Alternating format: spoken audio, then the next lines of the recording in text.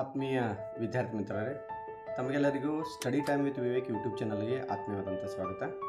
ಮತ್ತು ವಿದ್ಯಾರ್ಥಿಗಳೇ, ಇವತ್ತಿನ ನಮ್ಮ ಈ ವಿಡಿಯೋದಲ್ಲಿ ನಾವು 9ನೇ ತರಗತಿಯ ವಿಜ್ಞಾನ ವಿಷಯದ ಸಂಕಲನಾತ್ಮಕ ಮೌಲ್ಯಮಾಪನ ಪರೀಕ್ಷೆ 2ರ ಒಂದು ಮಾದರಿ ಪ್ರಶ್ನೆ ಪತ್ರಿಕೆ ಹಾಗೂ ಅವುಗಳಿಗೆ ಯಾವ ರೀತಿ ಉತ್ತರಿಸಬೇಕು ಅನ್ನುವಂಥದ್ದನ್ನು ಇವತ್ತಿನ ಒಂದು ವಿಡಿಯೋದಲ್ಲಿ ನಾವು ನೋಡ್ತಾ ಹೋಗೋಣ. ಯಾರು ನಮ್ಮ ಚಾನಲನ್ನು ಇನ್ನುವರೆಗೆ ಸಬ್ಸ್ಕ್ರೈಬ್ ಮಾಡ್ಕೊಂಡಿಲ್ಲ, ಸಬ್ಸ್ಕ್ರೈಬ್ ಮಾಡ್ಕೊಳ್ಳಿ ಅಂತ ಹೇಳ್ತಾ ವಿಡಿಯೋನ ಆರಂಭ ಮಾಡ್ತಾ ಇದ್ದೀನಿ. 9ನೇ ತರಗತಿ, ಸಮಯ 3 ಗಂಟೆ, ಗರಿಷ್ಠ ಅಂಕಗಳು 80. ಮೊದಲೇ ಮುಖ್ಯ ಪ್ರಶ್ನೆ, ಬಹು ಆಯ್ಕೆಯ ಪ್ರಶ್ನೆಗಳು. ಮೊದಲ ಪ್ರಶ್ನೆ, ಧ್ವನಿ ತರಂಗವು ಒಂದು. ಸೊ ಇಲ್ಲಿ ಇರ್ತಕ್ಕಂಥ ಆಯ್ಕೆಗಳು: ಅಡ್ಡ ತರಂಗ, ನೀಳ ತರಂಗ, ವಿದ್ಯುತ್ ಕಾಂತೀಯ ತರಂಗ, ಮೇಲಿನ ಯಾವುದು ಅಲ್ಲ. ಸೊ ಇಲ್ಲಿ ಸರಿಯಾದ ಉತ್ತರ ನೀಳ ತರಂಗ. ಮುಂದಿನ ಪ್ರಶ್ನೆ, ಜೀವಕೋಶದ ಶಕ್ತಿ ಉತ್ಪಾದನಾ ಕೇಂದ್ರ, ಪವರ್ ಹೌಸ್ ಆಫ್ ಸೆಲ್ ಅಂತ ಹೇಳಿ ಯಾವುದನ್ನು ಕರೀತಾರೆ? ಆಯ್ಕೆಗಳು: ರೈಬೋಸೋಮ್, ಲೈಸೋಸೋಮ್, ಮೈಟೋಕಾಂಡ್ರಿಯಾ, ಗಾಲ್ಗಿ ಸಂಕೀರ್ಣ. ಸೊ ಇಲ್ಲಿ ಸರಿಯಾದ ಉತ್ತರ ಮೈಟೋಕಾಂಡ್ರಿಯಾ. ಮುಂದಿನ ಪ್ರಶ್ನೆ, ಕೆಲಸವನ್ನು ಅಳೆಯುವ SI ಏಕಮಾನ. ಆಯ್ಕೆಗಳು: ನ್ಯೂಟನ್, ಜೂಲ್, ವ್ಯಾಟ್, ಪಾಸ್ಕಲ್. ಸೊ ಇಲ್ಲಿ ಸರಿಯಾದ ಉತ್ತರ ಜೂಲ್. ಮುಂದಿನ ಪ್ರಶ್ನೆ, ಭೂಮಿಯ ಗುರುತ್ವಾಕರ್ಷ G ಇದರ ಸರಾಸರಿ ಬೆಲೆ. ಆಯ್ಕೆಗಳು: 9.8 metre per second square, 8.9 metre per second square, 10.8 metre per second square, 9.8 centimetre per square centimetre second. So ಇಲ್ಲಿ ಸರಿಯಾದ ಆಯ್ಕೆ 9.8 ಮೀಟರ್ ಪರ್ ಸೆಕೆಂಡ್ ಸ್ಕ್ವೇರ್. ಮುಂದಿನ ಪ್ರಶ್ನೆ, ಈ ಕೆಳಗಿನವುಗಳಲ್ಲಿ ಯಾವುದು ಹಸಿರುಮನೆ ಅನಿಲ ಆಗಿದೆ?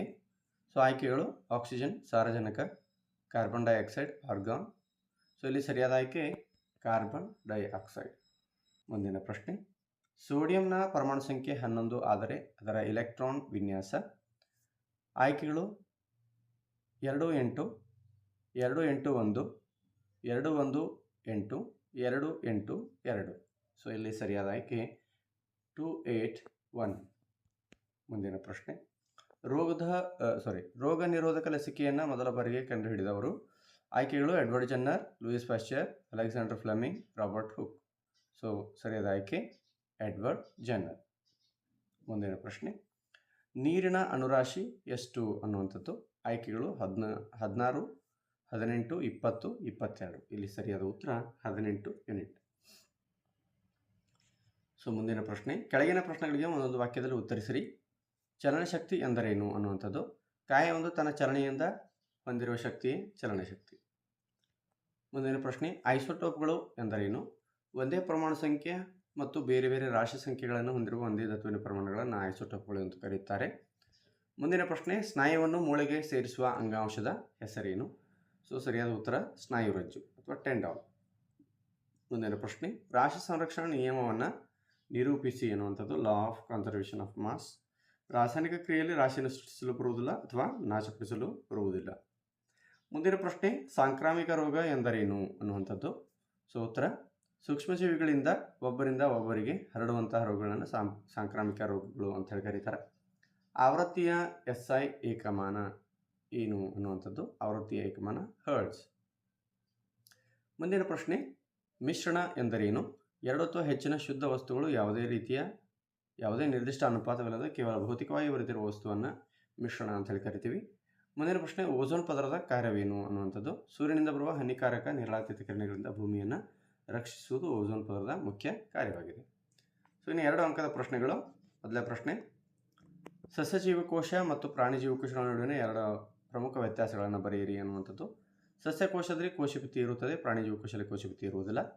ಸಸ್ಯಕೋಶದಲ್ಲಿ ಕ್ಲೋರೋಪ್ಲಾಸ್ಟ್ ಇರುತ್ತದೆ, ಪ್ರಾಣಿ ಜೀವಕೋಶದಲ್ಲಿ ಇರುವುದಿಲ್ಲ.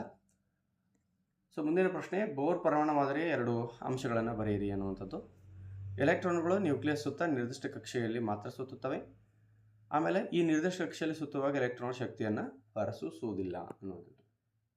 ಮುಂದಿನ ಪ್ರಶ್ನೆ, ರಾಶಿ ಮತ್ತು ತೂಕಗಳಿಗಿರುವ 2 ವ್ಯತ್ಯಾಸಗಳನ್ನು ಬರೆಯಿರಿ. ರಾಶಿ ವಸ್ತುವಿನಲ್ಲಿರುವ ದ್ರವ್ಯದ ಪ್ರಮಾಣ. ಇದು ಎಲ್ಲೆಡೆಯೂ ಸ್ಥಿರವಾಗಿರುತ್ತದೆ. ಇದರ ಏಕಮಾನ ಕಿಲೋಗ್ರಾಂ. ತೂಕ ಅನ್ನುವಂಥದ್ದು ವಸ್ತುವಿನ ಮೇಲಾಗುವ ಗುರುತ್ವಾಕರ್ಷಣ ಬಲದ ಪರಿಣಾಮವಾಗಿದೆ. ಇದು ಸ್ಥಳದಿಂದ ಸ್ಥಳಕ್ಕೆ ಬದಲಾಗುತ್ತದೆ. ಇದರ ಏಕಮಾನ ನ್ಯೂಟನ್.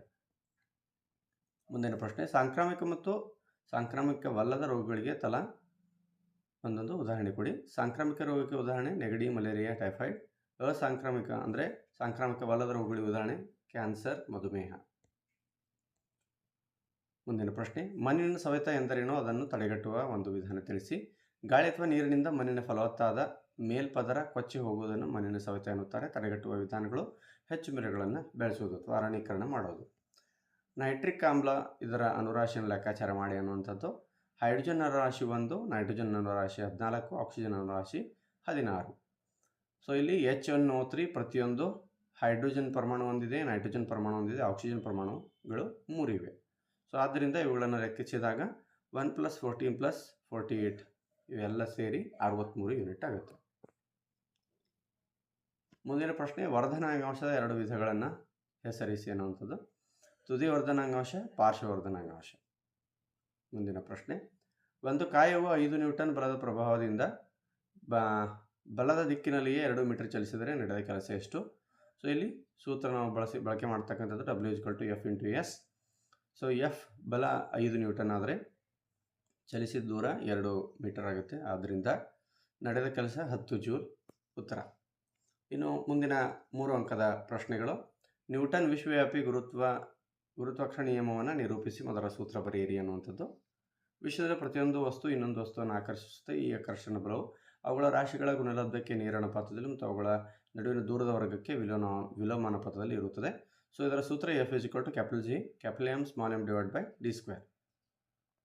ಇಲ್ಲಿ G ಅನ್ನುವಂಥದ್ದು ಗುರುತ್ವ ಸ್ಥಿರಾಂಕ. ಮುಂದಿನ ಪ್ರಶ್ನೆ, ಪ್ರಾಣಿ ಜೀವಕೋಶದ ಅಂದವಾದ ಚಿತ್ರ ಬಿಡಿಸಿ. ಈ ಕೆಳಗಿನ ಭಾಗಗಳನ್ನು ಗುರುತಿಸಿ. ಕೋಶಪೊರೆ ಮತ್ತು ನ್ಯೂಕ್ಲಿಯಸ್. ವಿದ್ಯಾರ್ಥಿಗಳು ಚಿತ್ರ ಬರೆದು ಕೋಶಪೊರೆ ಮತ್ತು ನ್ಯೂಕ್ಲಿಯಸನ್ನು ಸ್ಪಷ್ಟವಾಗಿ ಗುರುತಿಸಬೇಕು. ಪ್ರಾಣಿ ಮತ್ತು ಸಸ್ಯ ಜೀವಕೋಶಗಳನ್ನು ಪ್ರಾಕ್ಟೀಸ್ ಮಾಡಬೇಕು. ಮುಂದಿನ ಪ್ರಶ್ನೆ, ರುದರ್ಫೋರ್ಡ್ ರವರ ಆಲ್ಫಾ ಕಣಗಳ ಚದುರುವಿಕೆಯ ಪ್ರಯೋಗವನ್ನು ಸಂಕ್ಷಿಪ್ತವಾಗಿ ವಿವರಿಸಿ. ಬಹಳಷ್ಟು ಮುಖ್ಯವಾಗಿರ್ತಕ್ಕಂಥ ಒಂದು ಪ್ರಶ್ನೆ. ರುದರ್ಫೋರ್ಡ್ ರವರು ಅತ್ಯಂತ ತೆಳುವಾದ ಚಿನ್ನದ ಹಾಳೆಯ ಮೇಲೆ ವೇಗವಾಗಿ ಚಲಿಸುವ ಆಲ್ಫಾ ಕಣಗಳನ್ನು ತಾಡಿಸಿದರು. ಹೆಚ್ಚಿನ ಆಲ್ಫಾ ಕಣಗಳು ಹಾಳೆಯ ಮೂಲಕ ನೇರವಾಗಿ ಹಾದು ಹೋದವು. ಕೆಲವು ಕಣಗಳು ಸಣ್ಣ ಕೋನಗಳಲ್ಲಿ ವಿಚಲನೆಗೊಂಡವು ಮತ್ತು ಅತಿ ವಿರಳವಾಗಿ ಕಣಗಳು ಹಿಂದಕ್ಕೆ ಪ್ರತಿಫಲಿಸಿದವು. ಪರಮಾಣು ಕೇಂದ್ರದಲ್ಲಿ ಧನ ವಿದ್ಯುತ್ ಅಂಶವುಳ್ಳ ಅತ್ಯಂತ ಸಣ್ಣ ನ್ಯೂಕ್ಲಿಯಸ್ ಇದೆ ಎಂದು ಈ ಪ್ರಯೋಗದಿಂದ ಸಾಬೀತಾಯಿತು. ಮುಂದಿನ ಪ್ರಶ್ನೆ, ಸಮರೂಪ ಮತ್ತು ಅಸಮರೂಪ ಮಿಶ್ರಣಗಳ 3 ವ್ಯತ್ಯಾಸಗಳನ್ನು ಬರೆಯಿರಿ ಅನ್ನುವಂಥದ್ದು. ಸಮರೂಪ ಮಿಶ್ರಣದಲ್ಲಿ ಘಟಕಗಳು ಸಂಪೂರ್ಣವಾಗಿ ಬೆರೆತಿರುತ್ತವೆ. ಅಸಮರೂಪದಲ್ಲಿ ಘಟಕಗಳು ಭೌತಿಕವಾಗಿ ಪ್ರತ್ಯೇಕವಾಗಿ ಕಾಣುತ್ತವೆ. ಸಮರೂಪ ಮಿಶ್ರಣದ ಸಂಯೋಜನೆ ಎಲ್ಲೆಡೆ ಏಕರೂಪವಾಗಿರುತ್ತದೆ. ಅಸಮರೂಪ ಮಿಶ್ರಣ ಸಂಯೋಜನೆ ಏಕರೂಪವಾಗಿರುವುದಿಲ್ಲ. ಸಮರೂಪ ಮಿಶ್ರಣಕ್ಕೆ ಉದಾಹರಣೆ ಉಪ್ಪಿನ ದ್ರಾವಣ. ಅಸಮರೂಪ ಮಿಶ್ರಣಕ್ಕೆ ಉದಾಹರಣೆ ಮರಳು ಮತ್ತು ಕಬ್ಬಿಣದ ಪುಡಿಯ ಮಿಶ್ರಣ. ಮುಂದಿನ ಪ್ರಶ್ನೆ, ಧ್ವನಿಯ ಬಹು ಪ್ರತಿಫಲನದ ಯಾವುದಾದರೂ 3 ಉಪಯೋಗಗಳನ್ನು ವಿವರಿಸಿ. ಮೆಗಾಫೋನ್ ಹಾರ್ನ್ಗಳಲ್ಲಿ ಶಬ್ದವನ್ನು ಎಲ್ಲ ದಿಕ್ಕುಗಳಿಗೆ ಹರಡುವಂತೆ ತಡೆದು ಒಂದು ನಿರ್ದಿಷ್ಟ ದಿಕ್ಕಿನಲ್ಲಿ ಕಳುಹಿಸಲು ಬಳಸುತ್ತಾರೆ. ವೈದ್ಯರು ಬಳಸುವ ಸ್ಟೆಥೋಸ್ಕೋಪ್ನಲ್ಲಿ ರೋಗಿಯ ಹೃದಯದ ಬಡಿತ ವೈದ್ಯರ ಕಿವಿಗೆ ಬಹು ಪ್ರತಿಫಲನದ ಮೂಲಕವೇ ತಲುಪುತ್ತದೆ. ಸಭಾಂಗಣಗಳ ಚಾವಣಿಯನ್ನು ವಕ್ರವಾಗಿ ವಿನ್ಯಾಸಗೊಳಿಸಲಾಗುತ್ತದೆ. ಇದರಿಂದ ಶಬ್ದವು ಪ್ರತಿಫಲಿಸಿ ಸಭಾಂಗಣದ ಎಲ್ಲ ಮೂಲೆಗಳಲ್ಲಿಯೂ ತಲುಪುತ್ತದೆ. ಮುಂದಿನ ಪ್ರಶ್ನೆ, ಸಸ್ಯಗಳಲ್ಲಿ ಎಪಿಡೆರ್ಮಿಸ್ನ ಕಾರ್ಯಗಳೇನು? ಸಸ್ಯದ ಎಲ್ಲ ಒಳಗಿನ ಅಂಗಾಂಶಗಳನ್ನು ರಕ್ಷಿಸುತ್ತದೆ. ಎಲೆಗಳ ಮೇಲಿರುವ ಎಪಿಡೆರ್ಮಿಸ್ ಮೇಣದಂತಹ ಕ್ಯೂಟಿಕಲ್ ಪದರವನ್ನು ಸ್ರವಿಸುವ ಮೂಲಕ ನೀರಿನ ನಷ್ಟವನ್ನು ತಡೆಯುತ್ತದೆ. ಇನ್ನು ಪತ್ರರಂಧ್ರಗಳ ಮೂಲಕ ಅನಿಲಗಳ ವಿನಿಮಯಕ್ಕೆ ಮತ್ತು ಬಾಷ್ಪೀಕರಣಕ್ಕೆ ಸಹಾಯ ಮಾಡುತ್ತದೆ. ಮುಂದಿನ ಪ್ರಶ್ನೆ, ಒಬ್ಬ ಹುಡುಗನ ರಾಶಿ 50 kg. ಅವನು 45 ಮೆಟ್ಟಿಲುಗಳನ್ನು 9 ಸೆಕೆಂಡ್ಗಳಲ್ಲಿ ಹತ್ತುತ್ತಾನೆ. ಪ್ರತಿ ಮೆಟ್ಟಿಲಿನ ಎತ್ತರ 15 ಸೆಂಟಿಮೀಟರ್ ಆದರೆ ಅವನ ಸಾಮರ್ಥ್ಯವನ್ನು ಕಂಡುಹಿಡಿಯಿರಿ ಅನ್ನುವಂಥದ್ದು. ಇಲ್ಲಿ ಗುರುತ್ವ ವೇಗೋತ್ಕರ್ಷದ ಬೆಲೆ 10 m/s² ಅಂತ ನೀಡಲಾಗಿದೆ. ಹುಡುಗನ ರಾಶಿ 50 kg, ಒಟ್ಟು ಎತ್ತರ 45 × 15 ಸೆಂಟಿಮೀಟರ್ಸ್ ಅಂದರೆ ಒಟ್ಟು ಎತ್ತರ 675 ಸೆಂಟಿಮೀಟರ್. ಇದನ್ನು ಮೀಟರ್ಗೆ ಪರಿವರ್ತನೆ ಮಾಡಿದಾಗ 6.75 ಮೀಟರ್ ಆಗುತ್ತೆ. ಆತ ಕೆಳಗಡೆಯಿಂದ ಇರ್ತಕ್ಕಂಥ ಸ್ಟೆಪ್ಪು ಮತ್ತು ಹೋಗಿ ನಿಂದಿರ್ತಕ್ಕಂಥ ಕೊನೆಯ ಸ್ಟೆಪ್ ಇದೆ, ಅದರ ನಡುವಿನ ವ್ಯತ್ಯಾಸ 6.75 ಮೀಟರ್ ಇದೆ. ಸೊ ಇಲ್ಲಿ ತೆಗೆದುಕೊಂಡ ಸಮಯ 9 ಸೆಕೆಂಡ್ ಆದರೆ ಮೊದಲು ಮಾಡಿದ ಕೆಲಸವನ್ನು ಏನು ಮಾಡಬೇಕು, ನಾವು ಲೆಕ್ಕ ಹಾಕಬೇಕು. W = mgh. 50 × 10 × 6.75 3375 ಜೂಲ್ ಕೆಲಸ ಆಗುತ್ತೆ. ಇಲ್ಲಿ ಸಾಮರ್ಥ್ಯ W/T. ಸೊ W 3375 ಜೂಲ್ / ತೆಗೆದುಕೊಂಡ ಸಮಯ 9. ಸೊ ಆತನ ಸಾಮರ್ಥ್ಯ 375 ವ್ಯಾಟ್. ಮುಂದಿನ ಪ್ರಶ್ನೆ, ಗಾಳಿಯಲ್ಲಿ ಶಬ್ದವು ಹೇಗೆ ಪ್ರಸಾರವಾಗುತ್ತದೆ? ಸಂಕೋಚನ ಮತ್ತು ವಿರಳನ ಎಂಬುದನ್ನು ವಿವರಿಸಿ ಅನ್ನುವಂಥದ್ದು. ಶಬ್ದ ಉಂಟು ಮಾಡುವ ವಸ್ತು ಕಂಪಿಸಿದಾಗ ಅದು ತನ್ನ ಮುಂದಿರುವ ಗಾಳಿಯನ್ನು ಮುಂದಕ್ಕೆ ತಳ್ಳುತ್ತದೆ ಮತ್ತು ಸಂಕುಚಿಸುತ್ತದೆ. ಇದು ಹೆಚ್ಚು ಒತ್ತಡದ ಪ್ರದೇಶವಾದ ಸಂಕೋಚನವನ್ನು ಸೃಷ್ಟಿಸುತ್ತದೆ. ಆ ವಸ್ತುವು ಹಿಂದಕ್ಕೆ ಚಲಿಸಿದಾಗ ಕಡಿಮೆ ಒತ್ತಡದ ಪ್ರದೇಶವಾದ ವಿರಳನ ಉಂಟಾಗುತ್ತದೆ. ವಸ್ತು ವೇಗವಾಗಿ ಕಂಪಿಸಿದಾಗ ಸಂಕೋಚನ ಮತ್ತು ವಿರಳನಗಳ ಸರಣಿಯು ಗಾಳಿಯಲ್ಲಿ ಶಬ್ದದ ತರಂಗವಾಗಿ ಪ್ರಸಾರವಾಗುತ್ತದೆ. ಇನ್ನು 4 ಅಂಕದ ಪ್ರಶ್ನೆಗಳು. ಅದರಲ್ಲಿ ಮೊದಲನೇ ಪ್ರಶ್ನೆ ಆರ್ಕಿಮಿಡಿಸ್ ತತ್ವ ಇದನ್ನು ನಿರೂಪಿಸಿ, ಮತ್ತು ಇನ್ನೊಂದು ಪ್ರಶ್ನೆ ಸಾಪೇಕ್ಷ ಸಾಂದ್ರತೆ ಎಂದರೇನು ಅನ್ನುವಂಥದ್ದು. ಒಂದು ಕಾಯವನ್ನು ದ್ರವದಲ್ಲಿ ಸಂಪೂರ್ಣವಾಗಿ ಅಥವಾ ಭಾಗಶಃ ಮುಳುಗಿಸಿದ ಅದು ಸ್ಥಾನಪಲ್ಲಟಗೊಳಿಸಿದ ದ್ರವದ ತೂಕಕ್ಕೆ ಸಮನಾದ ಮೇಲ್ಮುಖ ತೇಲುವ ಬಲವನ್ನು ಅಥವಾ ಬಯಾನ್ಸಿಯನ್ನು ಅಥವಾ ಮೇಲ್ಮುಖ ನೂಕು ಬಲವನ್ನು ಅದು ಅನುಭವಿಸುತ್ತದೆ ಅನ್ನುವಂಥದ್ದು.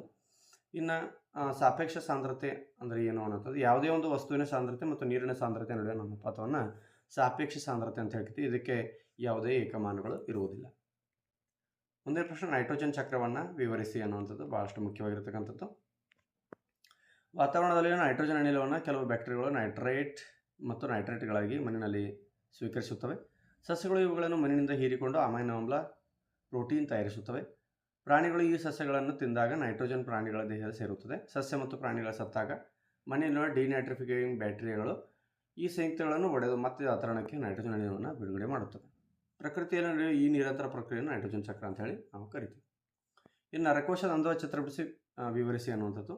ನರಕೋಶವು ನರಮಂಡಲದ ರಚನಾತ್ಮಕ ಮತ್ತು ಕಾರ್ಯಾತ್ಮಕ ಘಟಕವಾಗಿದೆ. ಇದು ದೇಹದ ವಿವಿಧ ಭಾಗಗಳಿಂದ ಮಾಹಿತಿಯನ್ನು ವಿದ್ಯುತ್ ಪ್ರಚೋದನೆಗಳ ರೂಪದಲ್ಲಿ ಮೆದುಳಿಗೆ, ಮೆದುಳಿನಿಂದ ದೇಹದ ಇತರ ಭಾಗಗಳಿಗೆ ಸಾಗಿಸುತ್ತದೆ. ಇದರ ಪ್ರಮುಖ ಭಾಗಗಳೆಂದರೆ ಕೋಶಕೇಂದ್ರ, ಡೆಂಡ್ರೈಟ್ ಮತ್ತು ಆಕ್ಸಾನ್. ಮುಂದಿನ ಪ್ರಶ್ನೆ ಥಾಮ್ಸನ್ ರವರು ಪರಮಾಣು ಮಾದರಿಯನ್ನು ವಿವರಿಸಿ ಅದರ ಮಿತಿಗಳೇನು ಅನ್ನುವಂಥದ್ದು.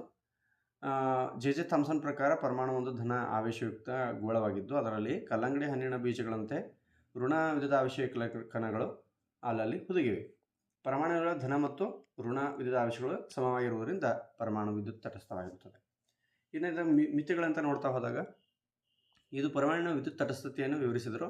ನಂತರ ಬಂದ ರುದರ್ಫೋರ್ಡ್ ರವರ ಆಲ್ಫಾ ಕಣಗಳ ಚದುರಿಕೆಯ ಪ್ರಯೋಗದ ಫಲಿತಾಂಶಗಳನ್ನು ವಿವರಿಸುವಲ್ಲಿ ಈ ಮಾದರಿ ಸಂಪೂರ್ಣವಾಗಿ ವಿಫಲವಾಯಿತು ಅನ್ನುವಂಥದ್ದು. ಇನ್ನು ಕೊನೆಯ ಪ್ರಶ್ನೆ ಚಲನಶಕ್ತಿಯ ಸಮೀಕರಣ E(k) = 1/2 mv²ಅನ್ನು ಇದನ್ನು ನಿರೂಪಿಸಿ ಅಥವಾ ಸ್ಪಷ್ಟಪಡಿಸಿ ನಿಷ್ಪನ್ನ ಮಾಡಿ ಅನ್ನುವಂಥದ್ದು. ಇನ್ನೊಂದು 1 ಜೂಲ್ ಕೆಲಸವನ್ನು ವ್ಯಾಖ್ಯಾನಿಸಿ ಅನ್ನುವಂಥದ್ದು. ಇನ್ನು ಇದಕ್ಕೆ ಉತ್ತರವನ್ನು ನೋಡ್ತಾ ಹೋಗೋಣ. ಮೊದಲನೇದು ಚಲನಶಕ್ತಿ, ಇದನ್ನು ಯಾವ ರೀತಿ ಸೂತ್ರ 1/2 mv² ಬಂದಿದೆ ಅನ್ನುವಂಥದ್ದನ್ನು ವಿವರಿಸಿ ಅಥವಾ ಸ್ಪಷ್ಟಪಡಿಸಿ ಅನ್ನುವಂಥದ್ದು ಹೇಳಿದ್ದಾರೆ. ನಿಷ್ಪನ್ನ ಎಂ ರಾಶಿಯ ವಸ್ತು ಒಂದು ಯು ಆರಂಭಿಕ ವೇಗದಲ್ಲಿ ಚಲಿಸುತ್ತಿದೆ ಅಂದುಕೊಳ್ಳೋಣ. ಅದರ ಮೇಲೆ ಎಫ್ ಬಲ ಪ್ರಯೋಗವಾದಾಗ ಅದು ಎಸ್ ದೂರ ಚಲಿಸಿ ವಿ ಅಂತಿಮ ವೇಗವನ್ನು ಪಡೆಯುತ್ತದೆ. ವೇಗೋತ್ಕರ್ಷ ಎ ಆಗಿರಲಿ. ಮಾಡಿದ ಕೆಲಸ W = F × S. ಚಲನೆಯ ಮೂರನೇ ಸಮೀಕರಣವನ್ನು ನೋಡಿದಾಗ v² - u² = 2as. ಅಂದರೆ S = v² - u²/2a. So Newton ಎರಡನೇ ನಿಯಮದಂತೆ F = m × a. ಇದು ಸಮೀಕರಣ 3. ಸಮೀಕರಣ 2 ಮತ್ತು 3ಗಳನ್ನು ಸಮೀಕರಣ 1ರಲ್ಲಿ ಆದೇಶಿಸಿದಾಗ ಅನ್ನುವಂಥದ್ದನ್ನು ನೋಡಿದಾಗ ಇಲ್ಲಿ ತಾವು ಗಮನಿಸ್ಬೋದು. ಇದು ಸಮೀಕರಣ 1, ಇದು ಸಮೀಕರಣ 2 ಮತ್ತು ಇದು ಸಮೀಕರಣ 3. ಸಮೀಕರಣ 2 ಮತ್ತು 3 ಇವುಗಳನ್ನು ಸಮೀಕರಣ 1ರಲ್ಲಿ ಆಧ್ಯಾಪಿಸಬೇಕು. ಸೊ ಆದ್ದರಿಂದ W = F. ಎಫ್ನ ಬೆಲೆ ಏನು ಅಂತಂದರೆ v² - u²/2a ಅಂತ ಇದೆ. ಆಮೇಲೆ ಸಮೀಕರಣ 3 F = ma ಅಂತ ಇದೆ. ಸೊ ಇಲ್ಲಿ W = m × a × v² - u²/2a.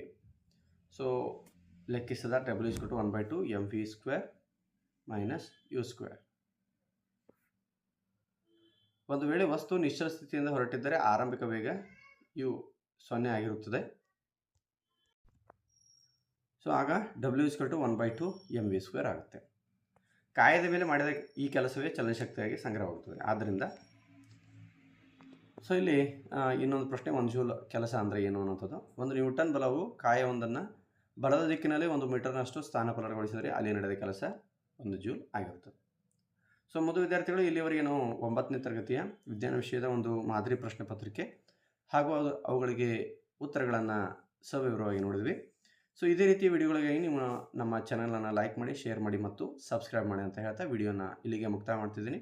ಅಲ್ಲಿವರೆಗೂ ಟೇಕ್ ಕೇರ್, ಬಾಯ್ ಬಾಯ್.